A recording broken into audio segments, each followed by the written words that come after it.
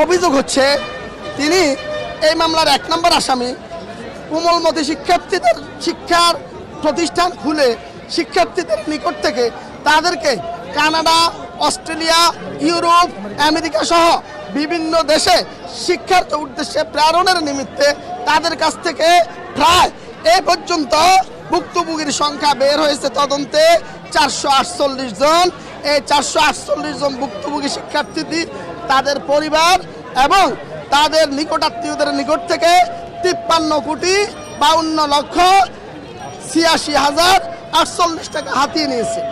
তদন্তে আরও কয়েক হাজার কোটি টাকার লিগেশন তার বিরুদ্ধে আসবে এবং হাজার হাজার ভুক্তভোগীর সংখ্যা বৃদ্ধি পাবে।